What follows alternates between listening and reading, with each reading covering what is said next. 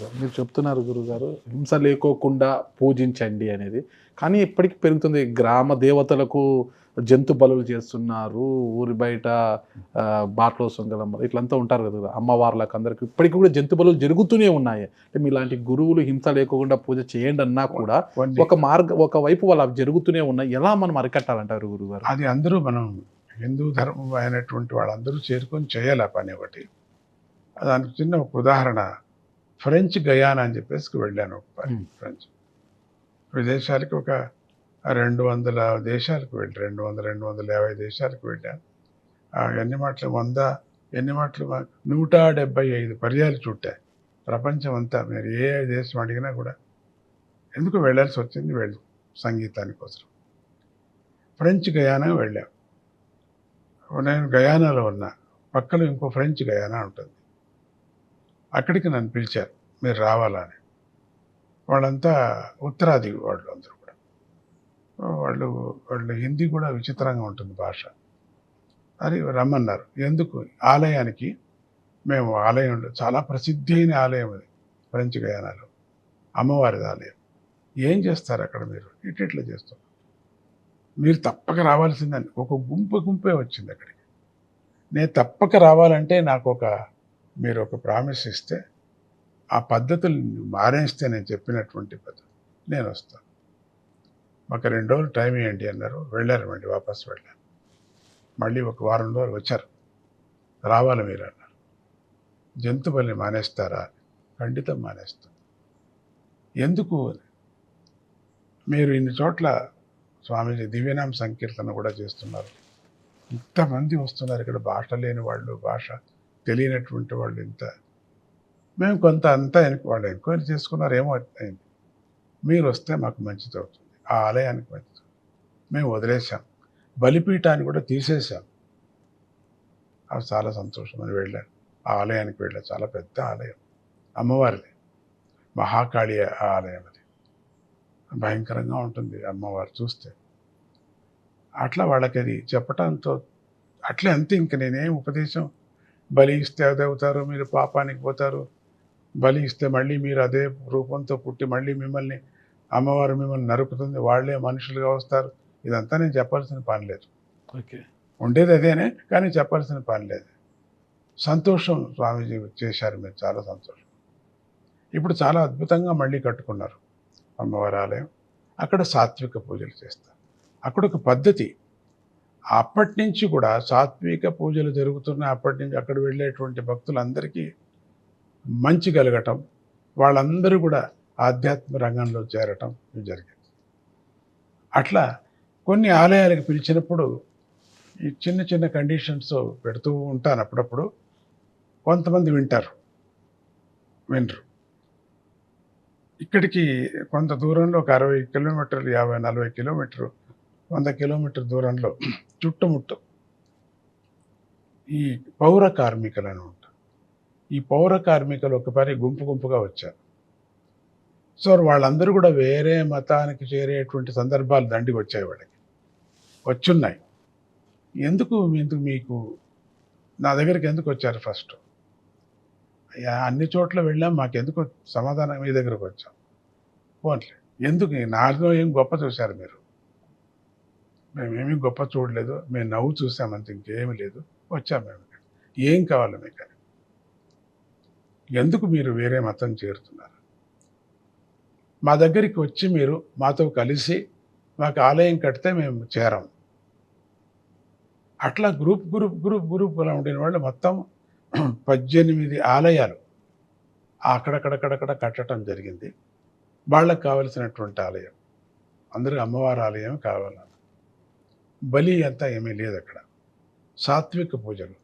వాళ్ళనే ఇక్కడికి పిలిపించి ఒక 6 నెలలు పెట్టుకొని ఒక 10 మంది పిల్లల్ని, కావలసినటువంటి మంత్రం, కావలసిన ఆర్తి అంతే, ఎక్కువ కాకుండా. అట్లా మీరు ఆఫీస్కు వెళ్ళొచ్చు, మళ్ళీ వచ్చి ఈ పూజ చేయొచ్చు. ఆ విధంగా వాళ్ళకే ట్రైనింగ్ ఇచ్చి ఇన్ని ఆలయాలు ఇప్పుడు ఇంకో కుంభాభిషేకం కూడా ఇది మధ్యలో ఉంది, అది ఎప్పుడు చూస్తాను. అట్లా ఆ కాలనీలో వెళ్ళి, చిన్న ఉదాహరణ మీకు చెప్పాలంటే,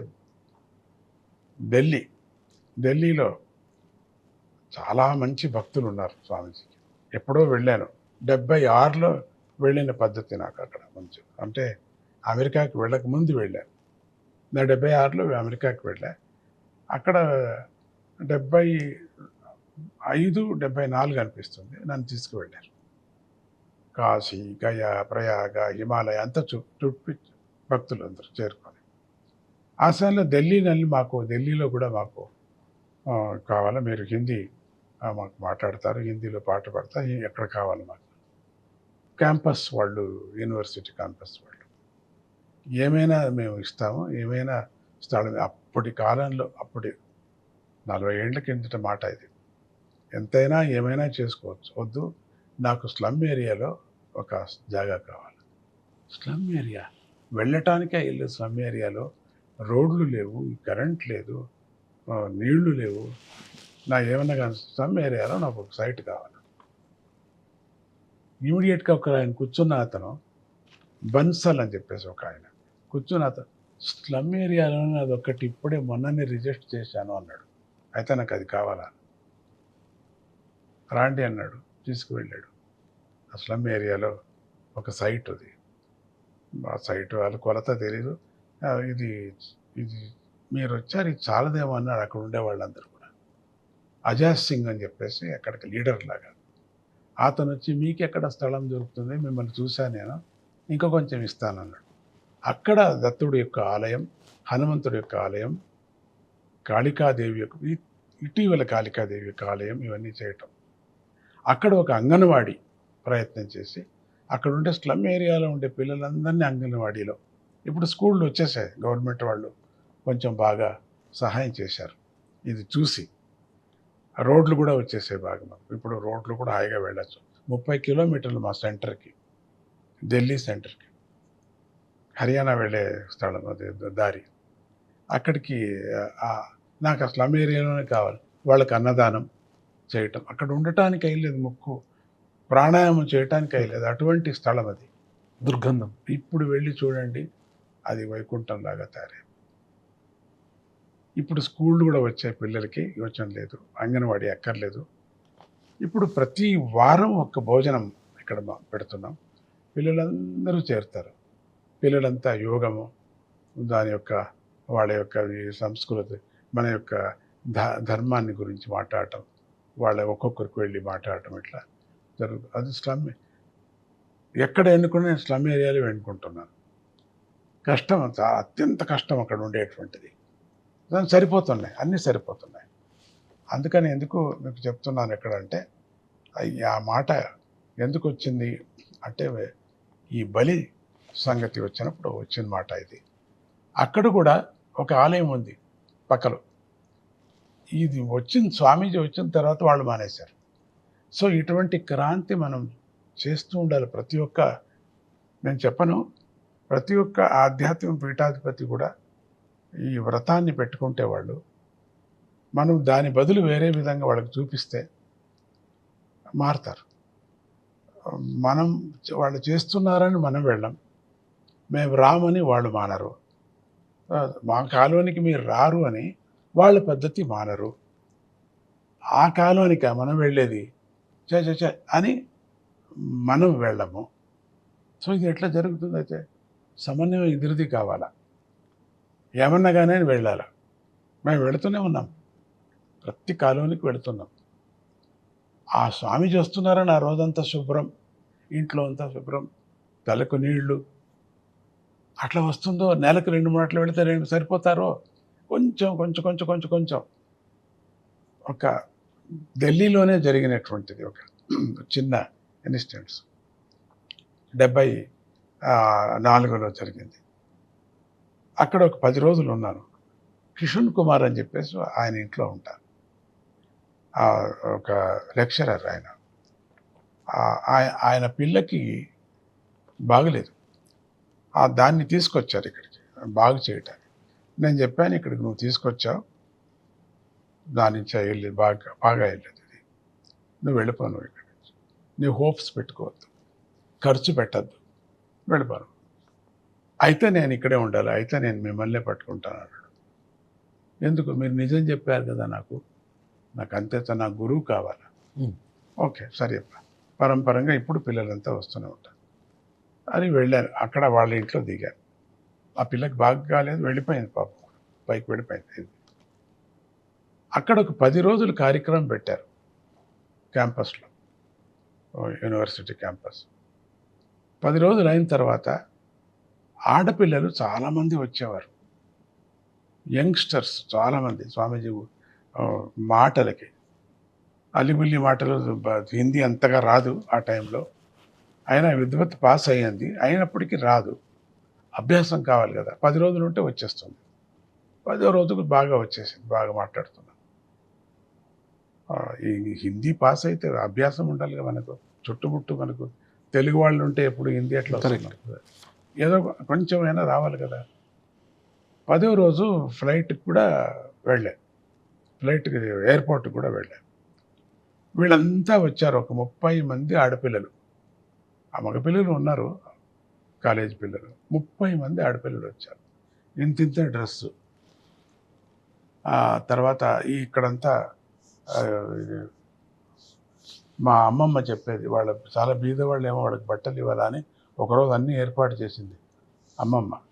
ఇదంతా ఇక్కడ ఏమీ లేదు, ఏమీ మాట్లాడేది. 10 రోజులు అట్లనే కూర్చొని విన్నారు. అట్లా అదే డ్రెస్లో వచ్చేవాళ్ళు. వాళ్ళకి ఎంత ప్రేమ కలిగి, ఇప్పుడంతా వాళ్ళకి పెళ్ళిళ్ళు అయ్యి పిల్లలు అయ్యి అంతా ఉన్నారు. స్వామీజీ ఇంకో 2 రోజులు ఉండకూడదా మీరు? రేపు శనివారం ఆదివారం వస్తుంది, మీరు ఉంటే బాగుంటుంది కదా. చాలా బాగా, మేము కూడా జతలు పాడతాం కదా. అట్లా నేను ఉంటే తల్లి, నాకు ఉండాలనే చాలా ఆశ ఉంది. మన భారతీయ సంస్కృతి ప్రకారంగా మీరంతా చీరలు, లంగా, పావడ ఇట్లా వేసుకొని ఉంటే ఇంకొక 10 రోజులు నేను ఉండొచ్చు కదా అంటే, అవునా అయితే ఇది ఎందుకు మీరు చెప్పలే ఫస్ట్ డే? మీరు ఉంటారా రేపు? పోని శనివారం ఆదివారం ఉంటారా అని. ఉంటాను. మీ చీరలు, లంగా, పావడ అట్లా వేసుకుంటే ఎంత బాగుంటుంది కదా. చేంజ్ అయిపోయారు. శనివారం ఆదివారం ఉన్నా నేను, టికెట్ క్యాన్సిల్, శనివారం ఆదివారం ఉన్నాను. ఎందుకు చెప్పలేదు ఫస్ట్ డే మీరు అన్నారు. అమ్మా ఫస్ట్ డే నేను మీ డ్రెస్ గురించి చెప్పింటే తిట్టుకొని ఒక్కరూ ఉండేవాళ్ళు కాదు, వెళ్ళిపోయేవారు మీరు. ఇదేంటి స్వామీజీ వచ్చి ఉపదేశం చేయమంటే మా డ్రెస్ మీద కన్నుపడటం ఏంటిది అనేవాళ్ళు మీరు. ఇప్పుడు స్వామీజీ ఏమిటని మీకు తెలిసింది, మీ బాధ ఏంటని నాకు తెలిసింది, మీరు ఎట్లా ఉండాలని నాకు తెలుస్తూ ఉన్నది. ఇప్పుడు చేంజ్ అయిపోయారు. సో అప్పటి నుంచి ఢిల్లీకి వెళుతూనే ఉంటాను. ఇప్పుడు అంతా వాళ్ళు ముసలాళ్ళు అయిపోతున్నారు, పెళ్ళిళ్ళు అయిపోయింది, వాళ్ళకి పిల్లలంతా ఉన్నారు. ఆ విధంగా మనం వెళ్ళి వాళ్ళకి నిదానంగా చెప్పాలి. కానీ నేను వెళ్ళను, నేను ముట్టుకోను, నేను వాళ్ళ దగ్గర అట్లా అనుకోకూడదు.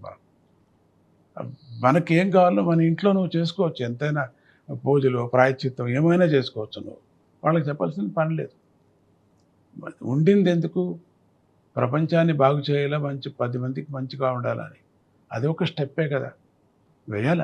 వాళ్ళ దగ్గరికి వేస్తే మన దగ్గరికి వాళ్ళు వస్తారు. ఇది అందరూ ఒకటే, అన్ని సంస్థలు, అన్ని స్వామీజీలు ఒకటే. మన సనాతన ధర్మానికి మనం కాపాడుకోవాలా అనేటువంటిది ఒక ఉద్దేశమే మీ స్వామీజీ. ఇప్పుడు అందరినీ కూడా ఒక్కొక్క చోట ఒక్కొక్క కమిటీ వాళ్ళు కూడా వచ్చారు, చేరుతున్నాం, ప్రయత్నాలు చేస్తున్నారు. నాకు చేత కాకపోయినా వెళుతున్నాను.